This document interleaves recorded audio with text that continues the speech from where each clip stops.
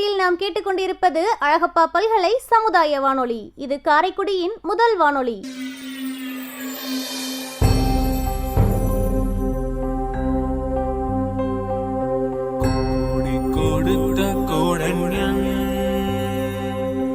குடியிருந்த வீடும் கொடுத்த தெய்வம்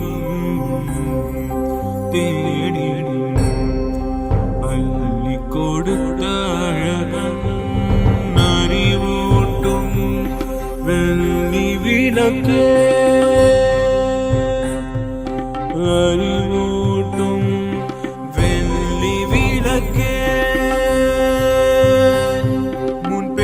தவத்தால் தோன்றி முயன்றாமை காக்கும் வள்ளலே அன்பிலார் அழகப்பாவின் அறம்பணி போற்றி செய்வோம், அறம்பணி போற்றி செய்வோம்.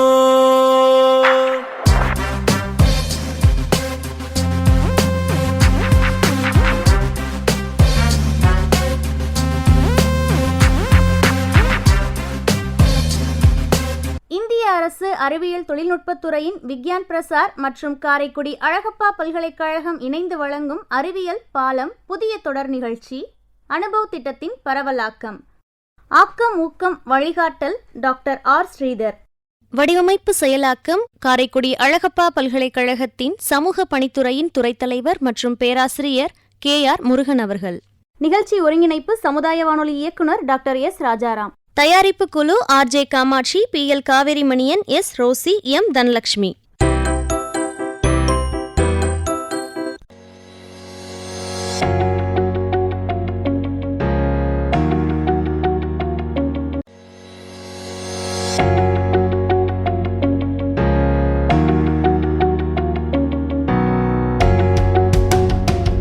இந்திய அரசு அறிவியல் தொழில்நுட்பத்துறையின் விக்யான் பிரசாத் மற்றும் காரைக்குடி அழகப்பா பல்கலைக்கழகம் இணைந்து வழங்கும் அனுபவ நிகழ்ச்சியில் இன்று ஆலோசனை நேரம்.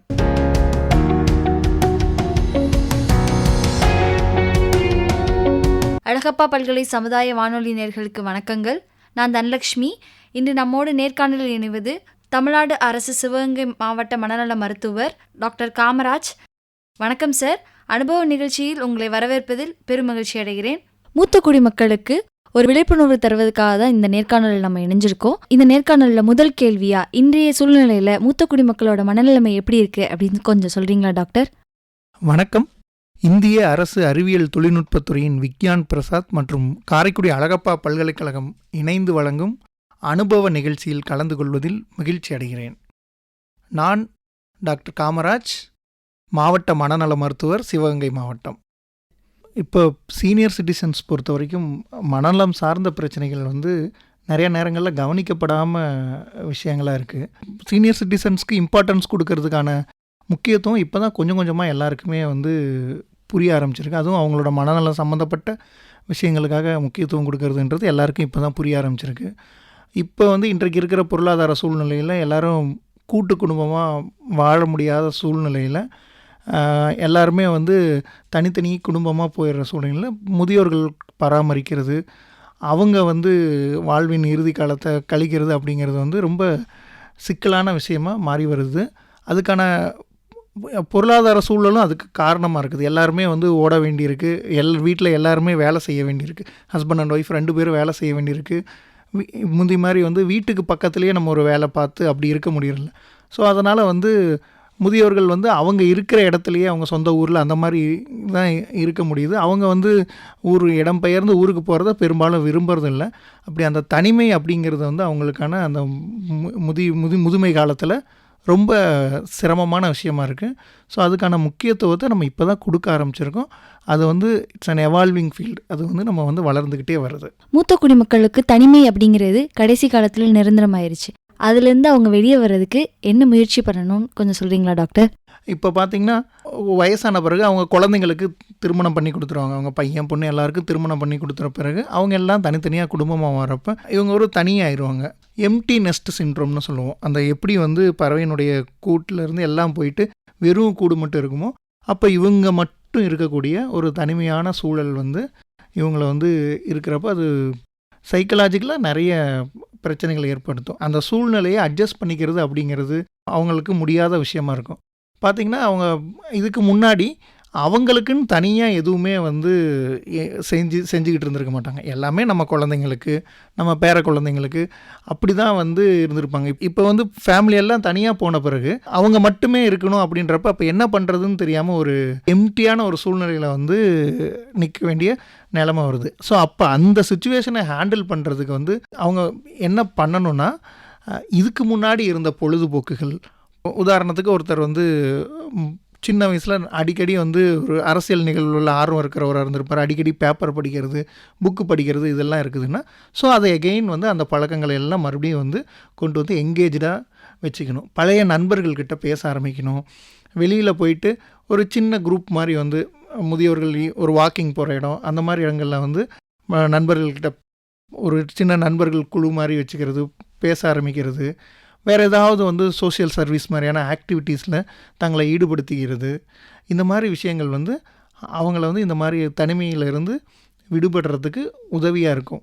அதே போல் முதியோர்கள் வந்து கணவன் மனைவியாக இளமை காலத்தில் மகிழ்ச்சியாகவும் அவங்க பொழுது அவங்களுக்கான நேரத்தை செலவழித்து இருந்திருப்பாங்க.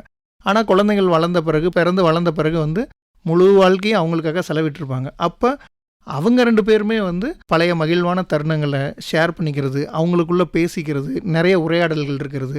இது எல்லாமே அந்த மாதிரியான ஒரு சிரமத்தில் எம்டினஸ் சிண்ட்ரோம் மாதிரி அந்த தனிமையினால் வர பிரச்சனையிலிருந்து தங்களை தற்காத்துக்கிறதுக்கு இது எல்லாமே உதவிகரமாக இருக்கும்.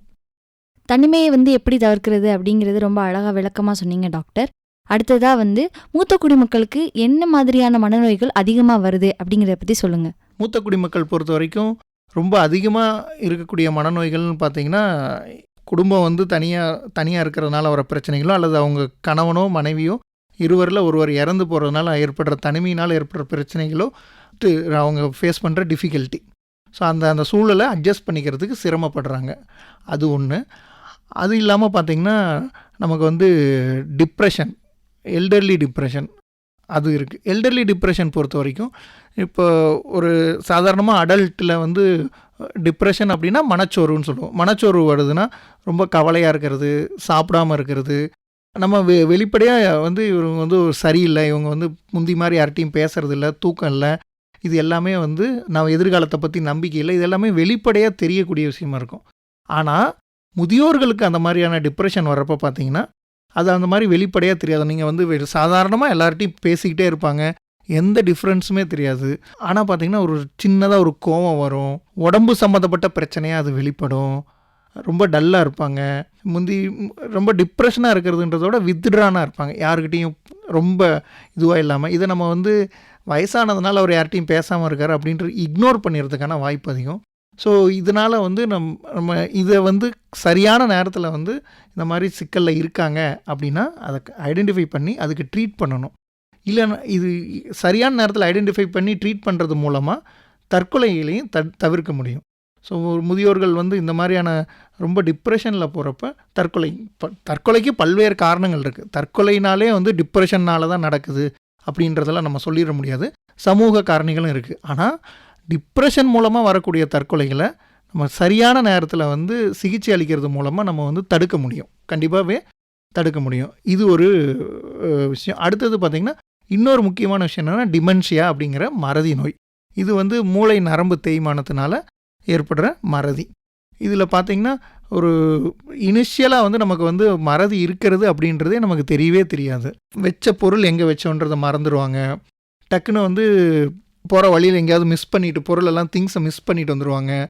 ஒரு கேள்விக்கு வந்து முன்னாடி மாதிரி டெசிஷன் மேக்கிங்லலாம் கொஞ்சம் டிஃபிகல்ட்டிஸ் வர ஆரம்பிக்கும்.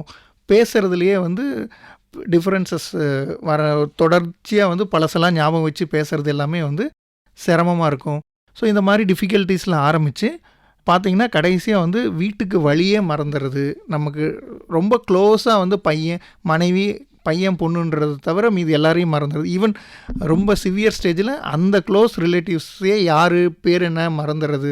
இந்த மாதிரி சிவியர் ஸ்டேஜ் வரைக்கும் போகிறதுக்கு வாய்ப்பு இருக்குது. இதை வந்து நம்ம வந்து சிகிச்சை மூலமாக பழைய மாதிரி கொண்டு வர முடியுமானா அது வந்து நம்ம செய்ய முடியாது. ஆனால் அப்படி ஒரு பிரச்சனை வர்றப்ப அதை வந்து எப்படி ஹேண்டில் பண்ணுறது அப்படிங்கிறது வந்து நம்ம பண்ண முடியும். ஏர்லியராக டிமென்ஷியாவை டயக்னோஸ் பண்ணுறதுங்கிறது ரொம்ப ரொம்ப முக்கியம். இந்த கவனக்குறைவு, சின்ன சின்ன மறதி இதெல்லாம் வர்றப்பயே வந்து டாக்டரை கூப்பிட்டு பார்த்து நீங்கள் வந்து உரிய சிகிச்சை ஆரம்பித்தோம்னா அதுக்கான அடாப்டேஷன் என்னென்ன பண்ணணுங்கிறத அவங்க சொல்லி கொடுப்பாங்க. ப்ளஸ் வந்து மருந்து மாத்திரைகளும் கொடுப்பாங்க. ஸோ அப்போ வந்து டிமென்ஷியானால் வர டிசபிலிட்டியை குறைக்க முடியும். ஸோ இப்போ உதாரணத்துக்கு பார்த்திங்கன்னா அவங்களுக்கு வந்து மறந்துடுறாங்க, ட்ரெஸ் போடுறது எல்லாமே கஷ்டமாக இருக்குது. ஈவன் வந்து பாத்ரூம் எங்கே இருக்குது, கிச்சன் எங்கே இருக்குதுன்றதெல்லாம் மறந்துடுவாங்க. ஸோ அப்படி இருக்கிறப்ப அவங்கள என்ன பண்ணலான்னா வீட்லேயே வந்து கிச்சன்னா அந்த அது மாதிரி ஒரு படத்தை வந்து கிச்சன் முன்னாடி ஒட்டி வைக்கிறது, பாத்ரூம்னா அந்த மாதிரி ஒரு படத்தை ஒட்டி வைக்கிறது. அவங்க வந்து எங்கேயாவது காணாமல் போயிடலாம் அட்ரஸ் தெரியாமல். ஸோ அப்போ வந்து அவங்களோட அட்ரஸை வந்து பிரிண்ட் பண்ணி அவங்க பாக்கெட்லேயே இருக்கிற மாதிரி, ஃபோன் நம்பர், அட்ரஸ் எல்லாமே அவங்க பாக்கெட்லேயே இருக்கிற மாதிரி பண்ணுறது. ஸோ இந்த மாதிரியான விஷயங்கள் வந்து நம்ம பண்ண ஆரம்பித்தோம்னா வந்து நம்ம டிமென்ஷியாவிலேருந்து அந்த அந்த டிசபிலிட்டியை வந்து நம்ம குறைக்க முடியும். அதே மாதிரி பழக்கமான நண்பர்களை திருப்பி பேச வைக்கிறது, அவங்களுக்கு பிடிச்ச ஆக்டிவிட்டீஸ் பண்ண வைக்கிறது. இல்லைனா வந்து ஒரு இரிட்டபிலிட்டி, கோவம்லாம் வரும். இதெல்லாம் வந்து மருந்து மாத்திரை போட்டால் சரியாக எல்லாமே வந்து இவர் வந்து வேணும்னு கோவப்படுறாரு அப்படின்ற மாதிரி நம்ம நினச்சிட முடியாது. ஸோ அப்போ அதுக்கான காரணம் சின்ன பெயின் இருக்கிறதுனால அவருக்கு ஒரு கோவம் வரலாம், அதை அவரால் சொல்ல முடியாமல் இருக்கலாம். ஸோ அதே போல் வந்து கான்ஸ்டிபேஷன், மோஷன் போகிறதுல சிரமம் இருக்கும். ஸோ இது எல்லாத்தையுமே வந்து என்ன விஷயத்துக்காக சிரமப்படுறாங்க அப்படிங்கிறத நம்ம அட்ரஸ் பண்ணணும். அதே போல் எப்பயுமே அவர் எந்த பழக்கம், இப்போ அவர் வந்து ஆரம்ப காலத்துலேருந்து எந்த விஷயம் அவருக்கு பிடித்தமான விஷயம், ஸோ அந்த மாதிரி விஷயங்களை வந்து திருப்பி அவருக்கு, சில பேருக்கு மியூசிக் கேட்குறது பிடிக்கும், சில பேருக்கு வந்து பேப்பர் படிக்கிறது பிடிக்கும். ஸோ அந்த மாதிரி விஷயங்கள்லாம் ஞாபகப்படுத்துறது மூலமாக அந்த பிஹேவியரல் ப்ராப்ளம்ஸ்ன்னு சொல்லக்கூடிய அந்த விஷயங்கள், கோபம் வர்றது, அதெல்லாமே வந்து நம்ம முடிஞ்ச அளவுக்கு அவாய்ட் பண்ண முடியும். கேர்டேக்கர்ஸும் முக்கியமாக என்னென்னா டிமென்ஷியா பாதிக்கப்பட்டவங்கள அவங்க புரிஞ்சுக்கிற நிலைமையில் இருக்க மாட்டாங்க. அந்த நோயோட தன்மையை அவங்கள பார்த்துக்கிறவங்க புரிஞ்சுக்கிறது ரொம்ப ரொம்ப முக்கியம். ஸோ இதை அவங்கள்ட்ட சொல்கிற விதத்தில் சொல்லி அவங்கள இதை எப்படி கேர் பண்ணணுன்னு அவங்களுக்கு புரிய வைக்கிறதுன்றது ரொம்ப முக்கியமான விஷயம். இந்த நிலைகளை பற்றி விளக்கமாக சொன்னீங்க டாக்டர். இப்போ நீங்கள் ஒரு டாக்டர் அப்படிங்கிறதுனால இந்த நிலைகளை பற்றி உங்களுக்கு புரியுது. இப்போ ஒரு சராசரி குடும்பத்தில் இருக்க ஒருத்தவங்க, அவங்க குடும்பத்தாருக்கு இந்த மாதிரி இருந்துச்சு அப்படின்னா அவங்க எப்படி இந்த நிலைகளை புரிஞ்சு ஒரு டாக்டரை வந்து ஆலோசனைக்கு வர்றது? இதை தான் நான் வந்து ஏர்லி டயக்னோசிஸ் ஆஃப் டிமென்ஷியான்னு சொல்லிட்டு நம்ம டிஸ்கஸ் பண்ண விஷயம். ஸோ அப்போ வந்து இப்போ டக்குன்னு வந்து ஒரு இவ்வளோ நாளாக நல்லா இருந்தார், மணியெல்லாம் கரெக்டாக ஹேண்டில் பண்ணிகிட்டு இருந்தார். ஒருத்தர் வந்து 60 வயசு வரலும் வீட்டில் ஃபேமிலி, மணி எல்லாத்தையும் அவர் தான் ஹேண்டில் பண்ணிகிட்டு இருந்தார். இப்போ வந்து டக்குன்னு பார்த்தா காசு கணக்கு வந்து மிஸ் பண்ணுறாரு. திடீர்னு பொருள் எங்கேயோ ஒரு விஷயம் சொன்னால் பொருளை வந்து மறந்துட்டு வந்துடுறாரு. ஃபீமேல் சமைச்சிட்டு இருந்தாங்க ரெகுலராக, இப்போ திடீர்னு வந்து உப்பு அளவு, சர்க்கரை அளவு இதெல்லாம் அளவு மாறி போடுறாங்க. ஸோ அதெல்லாமே வந்து கேள்வி கேட்டால் வந்து இல்லை நான் கரெக்டாக தானே போட்டேன் அந்த மாதிரி சொல்கிறாங்க. ஸோ இந்த மாதிரி வந்து அவங்களுக்கு சின்ன சின்ன ஏற்கனவே ரொம்ப நாளாக பழகின விஷயங்கள் எல்லாம் மறக்க ஆரம்பிக்குது அப்படின்றதுக்கு இந்த மாதிரியான அறிகுறிகள் இருக்கும். இந்த வித்தியாசம் ஆரம்பத்தில் தெரிகிறப்போ உங்களுக்கு ஒன்றும் பெரிய பிரச்சனையாக இருக்காது. நார்மல் லைஃப் ஸ்டைல் லீட் பண்ணுவார், நல்லா சாப்பிடுவார், அவங்க செல்ஃப் கேர் பார்த்துப்பாங்க, அதெல்லாமே வந்து இருக்கும்.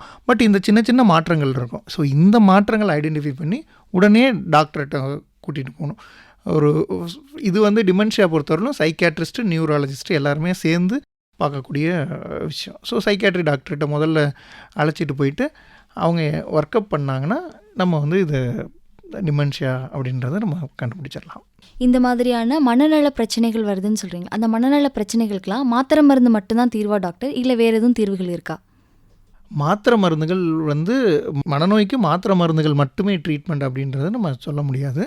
இப்போ டிமென்ஷியாவுக்கு வந்து பார்த்திங்கன்னா இப்போ அந்த டிமென்ஷியா ப்ரொக்ரெஷனை தடுக்கக்கூடிய மருந்து மாத்திரைகள் இருக்குது. டோனோபசில், கேலண்டமைன் அந்த மாதிரி மாத்திரைகள் எல்லாமே இருக்குது.